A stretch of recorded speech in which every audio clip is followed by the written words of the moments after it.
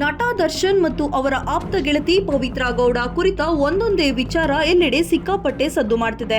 ರೇಣುಕಾ ಸ್ವಾಮಿ ಕೊಲೆ ಕೇಸ್ನಲ್ಲಿ ದರ್ಶನ್ ಹೆಸರು ಹೈಲೈಟ್ ಆಗ್ತಿದೆ. ನಟಿ ಪವಿತ್ರ ಗೌಡ ಈ ಪ್ರಕರಣದಲ್ಲಿ A1 ಆರೋಪಿಯಾದರೂ ಅವರಿಗಿಂತ ಹೆಚ್ಚಾಗಿ ಚರ್ಚೆಯಲ್ಲಿ ಇರುವ ಹೆಸರು ದರ್ಶನ್ ಅವರದ್ದು. ವಿಚಾರಣೆ ವೇಳೆ ಪವಿತ್ರ ಗೌಡ ಗೆಳತಿ ಸಮತಾ ಅವರು ಒಂದಷ್ಟು ವಿಚಾರಗಳನ್ನ ಪೊಲೀಸರ ಎದುರು ಹೇಳಿದ್ದಾರೆ. ಈ ಬಗ್ಗೆ ಚಾರ್ಜ್ ಶೀಟ್ನಲ್ಲಿಯೂ ಹಲವು ಅಂಶಗಳನ್ನ ಉಲ್ಲೇಖ ಮಾಡಲಾಗಿದೆ. ದರ್ಶನ್ ಸೇರಿದಂತೆ 17 ಜನರು ಕೊಲೆ ಆರೋಪವನ್ನ ಹೊತ್ತಿದ್ದಾರೆ. ಪ್ರಕರಣ ಸಂಬಂಧ ದರ್ಶನ್ ಮತ್ತು ಪವಿತ್ರ ಸೇರಿ ಅನೇಕ ಆಪ್ತರ ಹೇಳಿಕೆಯನ್ನ ವಿಚಾರಣೆ ವೇಳೆ ಪಡೆಯಲಾಗಿದೆ. ಈ ಪೈಕಿ ಪವಿತ್ರ ಗೆಳತಿ ಸಮತಾ ಹೇಳಿಕೆಯು ಚಾರ್ಜ್ ಶೀಟ್ನಲ್ಲಿ ಉಲ್ಲೇಖವಾಗಿದೆ. ಕೊಲೆಗೂ ಮುನ್ನ ದರ್ಶನ್ ಹಾಗೂ ಪವಿತ್ರ ಮಧ್ಯೆ ಕಿರಿಕ್ ಆಗಿತ್ತು ಎನ್ನುವ ವಿಚಾರ ಬೆಳಕಿಗೆ ಬಂದಿದೆ.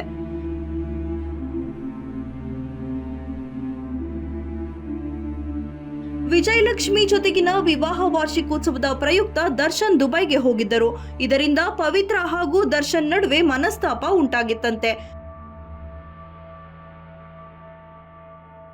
ರೇಣುಕಾ ಸ್ವಾಮಿ ಕಿಡ್ನಾಪ್ ಬಳಿಕವೇ ಪವಿತ್ರ ಜೊತೆ ದರ್ಶನ್ ಮಾತನಾಡಿದ್ದು ಎಂದು ಸಮತಾ ಪೊಲೀಸರ ಮುಂದೆ ಹೇಳಿದ್ದಾರೆ.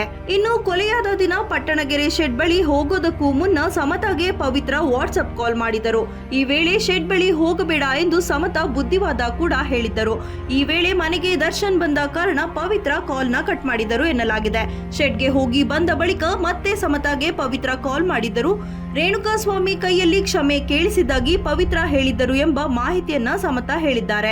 ಜೂನ್ 9ರಂದು ಸಂಜೆ ಪಾಕಶಾಲಾ ಹೋಟೆಲ್ನಲ್ಲಿ ಪವಿತ್ರ ಹಾಗೂ ಸಮತಾ ಕಾಫಿ ಕುಡಿದಿದ್ದರು. ಕಾಫಿ ಕುಡಿದು ನಂತರ ಪವಿತ್ರ ಅವರು ಸಮತಾ ಮನೆಗೆ ತೆರಳಿ ಸಮತಾ ಗಂಡನ ಬಳಿ ರೇಣುಕಾ ಸ್ವಾಮಿ ಶವದ ಕುರಿತು ಮಾಹಿತಿಯನ್ನ ಪಡೆದಿದ್ದರು. ಸಮತಾ ಪತಿ ಸುರೇಶ್ ವಿಕ್ಟೋರಿಯಾ ಆಸ್ಪತ್ರೆಯಲ್ಲಿ ಅಸಿಸ್ಟೆಂಟ್ ಪ್ರೊಫೆಸರ್ ಆಗಿದ್ದಾರೆ. ಈ ಎಲ್ಲಾ ಅಂಶ ಚಾರ್ಜ್ ಶೀಟ್ನಲ್ಲಿ ಉಲ್ಲೇಖ ಮಾಡಲಾಗಿದೆ.